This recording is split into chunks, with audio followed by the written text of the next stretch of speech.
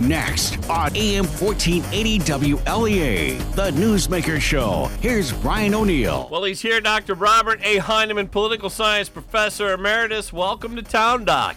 Thanks for letting me in, Brian. Well, Dr. Heineman, top story this morning is the U.S. killing of a top Iranian general and apparently an associate of the general's. Their State Department is telling all Americans to get out of Iraq at the moment. Your thoughts? Well, I think the president made it very clear that this attack on the U.S. Embassy in Iraq was not going to be tolerated. And that sort of treatment of Americans is going to receive a pretty dramatic response. But I think it sends a message around the world to a lot of other people, people like Kim Jong-un and others, that if they want to keep poking at us, they're going to pay a price. And I think really the ability to strike like that has got to be pretty frightening to a lot of people who want to take any kind of action against the United States. Well, I just have to see what the Iranians do in terms of reaction, but I guess they got two responses. One, they can try to do something else, or they can begin to back off a little bit. Now, they're also reporting this morning that a top Obama State Department official, a former official, Wendy Sherman, said that this could have bad consequences and it's going to escalate things terribly. What do you make of that statement? Well, that's what you expect from the Obama people. They really bungled the Benghazi situation, lying about it, misleading the public, and the Trump administration is simply not going to allow that kind of thing to happen. And I wanted to say there was a great special on President Ronald Reagan, and it was on Wednesday night on Fox News Channel. It was hosted by Bret Baier. It was it a 1 or 2 hour special? Anyways, they talked about how Reagan's actions and his numerous conferences with Mikhail Gorbachev helped bring down the Soviet Union. I had a couple quick questions to ask you. Well, certainly, Brian. Dr. Heineman, Reagan did not have a conservative broadcast media at the time. There was no Rush Limbaugh, Sean Hannity, Fox News, and all the others. There were conservative print media outlets. You had National Review and a bunch of others. But it's not the print media isn't quite the same as the broadcast media in that you didn't have somebody talking at you all day about the upside of a conservative. Well, and I think CNN in those days was halfway objective. That's true, though. Yeah. But how did Reagan do what he did with most of the media against him? Well, he had, I'm not certain he had, the media did not hate Reagan.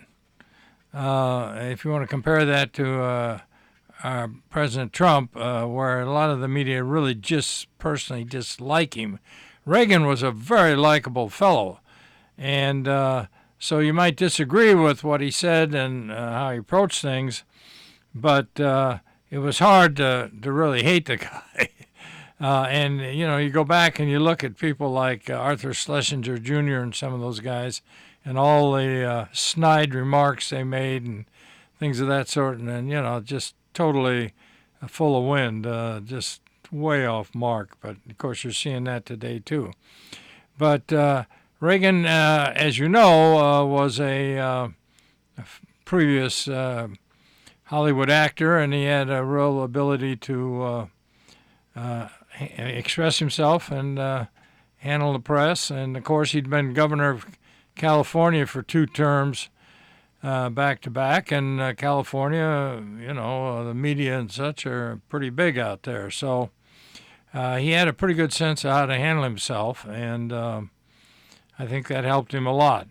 Do you think starting out as a liberal, which Reagan kind of did, do you think that kind of helped him understand where they were coming from? Maybe, yeah. He was a New Deal Democrat there for a while, and then the more he looked into National Review and some of these other journals and positions, the more he could see some of the problems with the liberal approach.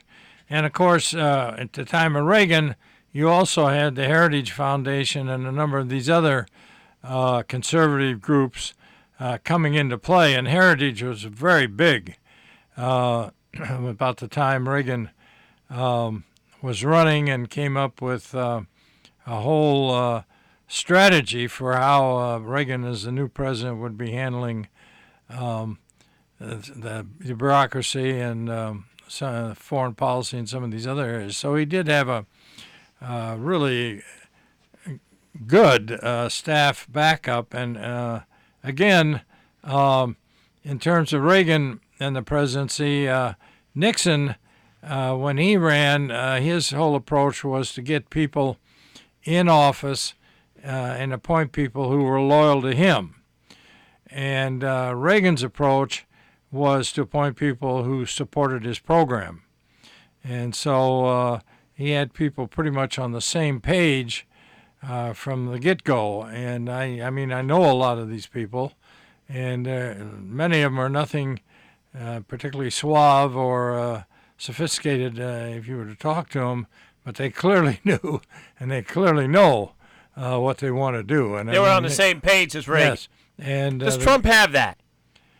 Have what? The same kind of people that agree with him. Well, I think he has some of that, yeah. But the problem with Trump is, in terms of his attachment to particular programs, he does have a tendency to switch positions. And as someone I was talking to the other day made the point that you can do that in a corporation, but in government, you got all these guys thinking you're moving in this direction, and all of a sudden you're going another direction. Now you got a whole agency wondering, where are we going with all this? So in that sense, I think Trump has some real limitations. Reagan, no. I mean, Reagan laid it out, and everybody filled in behind him, and so that not only the people he appointed, but he had people down in the second layer, third layer, who were also very, very clear. So, no, he had a pretty good sense of how to go about it. And I must say, I know the people when, as you know, we first got into office, the air controllers went on strike, and that right. They really, were going to try to put it to him. And I know the guys who went into the White House, and they just took charge of it and shut the unions right down. And again, they're just sort of common people. But the people you knew that worked for Reagan, right? But they weren't going to be pushed around. I had a couple. The whole show I was watching this Brett Baer special on Reagan, and all I could think of was questions I wanted to ask you. I don't want to take too much time doing that, but I had two more quick questions. Well, go ahead. Okay. Do you think that Gorbachev planned to bring down the Soviet Union when Gorbachev got into politics? Meaning, was Gorbachev kind of a mole within the Communist Party wanting to get rid of Soviet communism while climbing to the top of that system, or do you think Reagan brought the whole thing down? Well, no, I think there's a number of points there. Gorbachev, certainly toward the end of his tenure, was not particularly well liked by the Soviet citizenry. But I think one of the things that really caused Gorbachev to back off was Chernobyl and the tremendous mess that was made of that. I think I have that right. I'm almost certain that was during his regime. And the fact that the bureaucracy covered up, a really dangerous situation. But somebody asked Edwin Meese when he visited us here a few years ago, maybe more than a few years ago now, what Reagan intended there. And Mises' point was, we never really intended to bring down the Soviet Union. But first of all, Reagan made it clear that he was going to build up the military and was going to go with Star Wars and these other programs and pour a tremendous amount of money into improving our military capability. And I think Mises' view was that Gorbachev realized, we just can't keep up with that. The American economy is just so strong that it'll just break us as a nation to try to keep up with that. So it made a lot of sense for Gorbachev to be accommodating and being willing to enter into negotiations of one sort or another. And that then eventually did lead to the split up of the Soviet Union. Okay, one more quick question. Yeah, sure. And these are almost Ostrower-Waddy questions, almost historical, but you were there at the time and you know the players from the Reagan administration. Trump's military leaders often disagree with Trump. Reagan's military leaders, were they on the same page as Reagan, or was it like the Trump situation? No, they. You have to understand that Reagan came in after Carter. And under Carter, the military, to put it mildly, was in really bad shape. Drugs and all kinds of other things were really pretty general throughout the military. And Reagan really worked to bring that under control. He had, his Cap Weinberger in charge of the Defense Department, and to build the morale and the quality of the military, that was very important to Reagan. So that in terms of going after Gaddafi and some of these others, Reagan, turned them loose, and so I think he got quite a bit of support there. Now, some of these situations, there wasn't really much he could do about. And so you get some a pretty vibrant rhetoric from him, but there's only so far you can go in some of these situations, yeah. Okay, moving on to current events with Dr. Robert Heineman, and we're following the 2-week-long series of Kevin Norton shows. I don't know how many of those you caught, but there were some tremendous shows there, Dr. Heineman. Well, the guy had some idea what he was doing there. What a voice. Yep. That's what all us announcers say. Yeah. Tom Reed for governor, your thoughts? Well, I don't know where all this is coming from. I brought it up to one of his campaign people at the Lincoln Day dinner last year, and the guy thought it was ridiculous. And I'm not certain that he said anything on this himself. Is there? I get the impression that there was something in maybe the Buffalo paper on yes. this. He's apparently not opposed to the idea, Reed, of running for governor. Well, did he say I'm not opposed to it, or? Just quoting Jerry Zaremski by my own memory, yes, that's what the story seemed to say.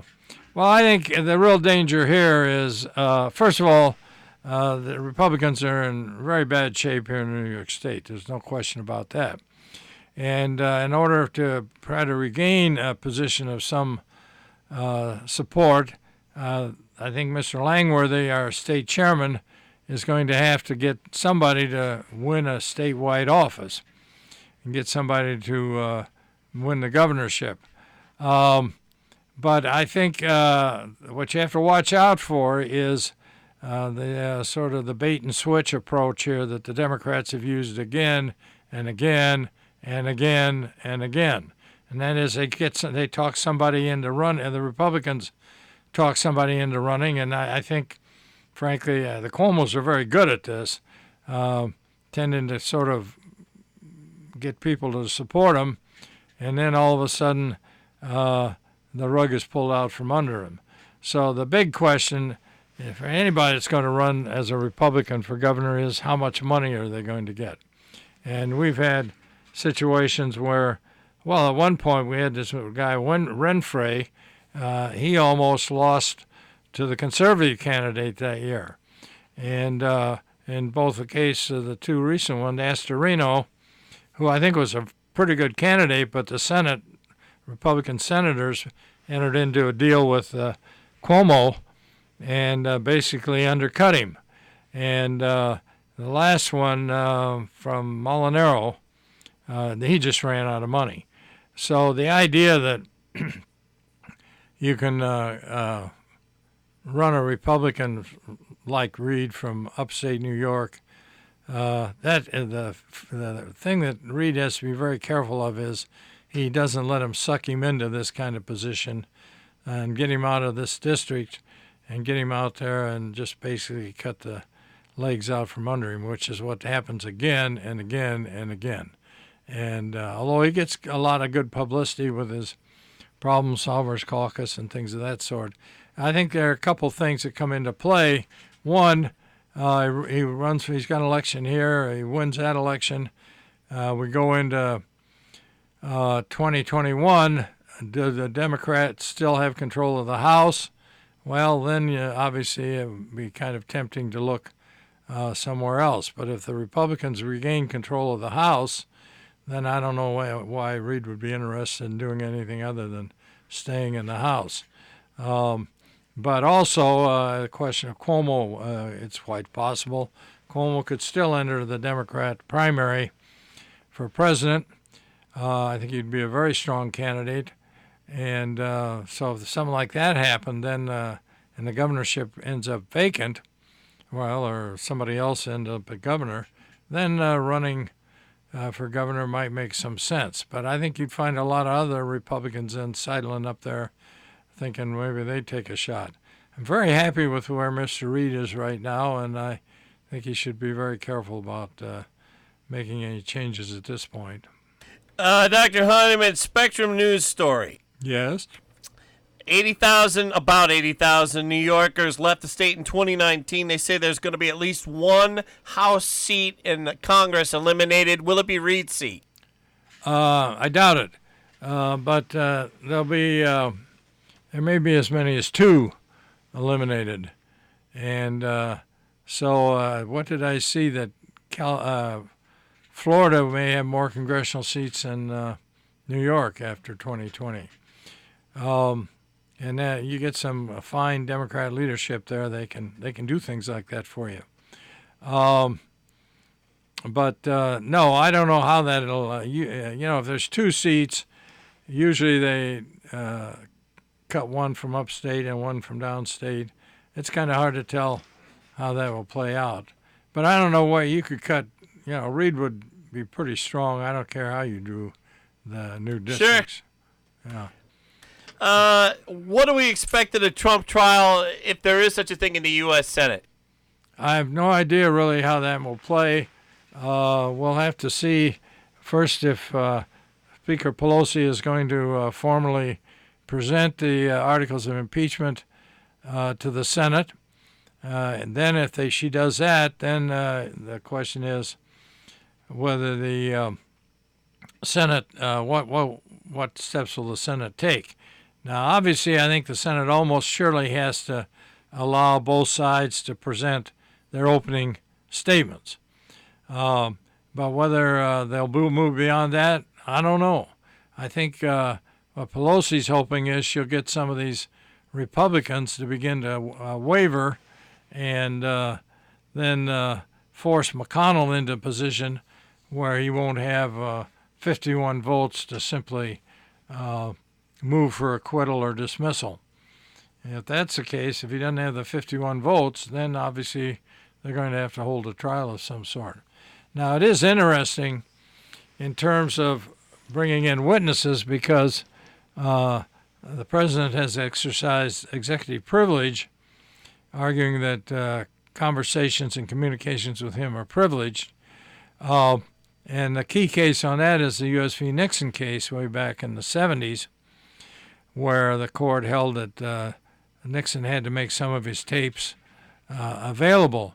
But what's interesting in that case is that the court was very clear that Social Security, national security, and foreign policy issues and defense issues were off limits. That the president had every right to hold on to those and refuse to let anybody see those.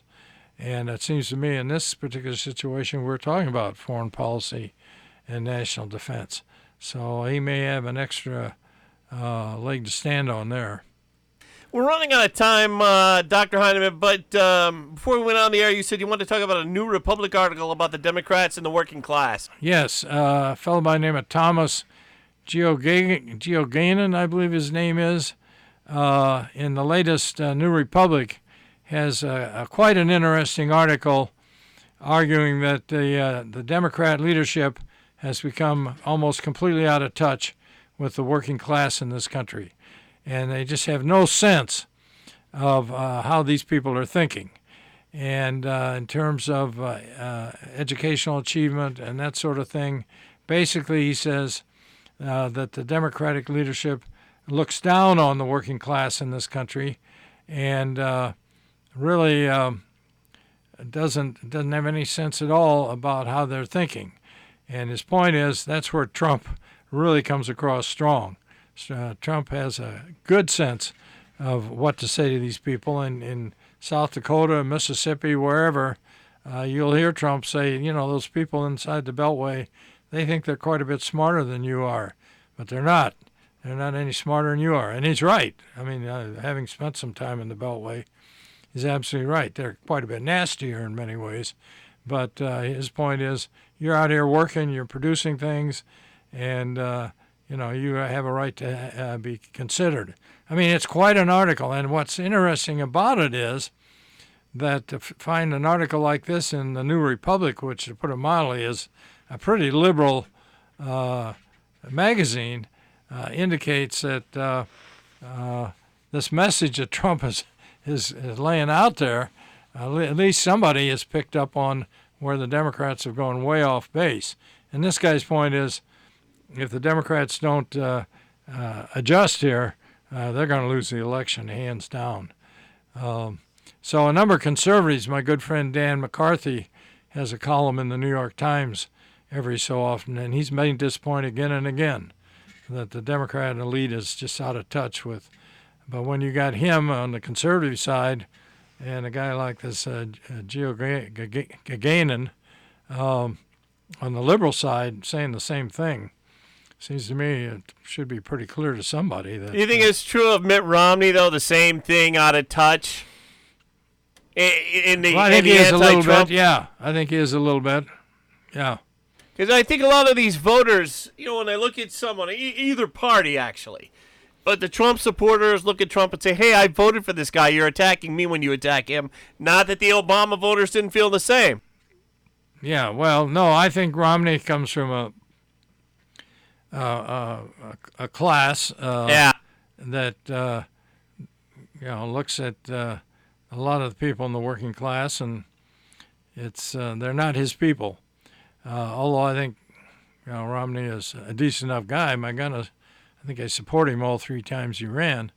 But Trump really cuts through all this and connects, what I would say.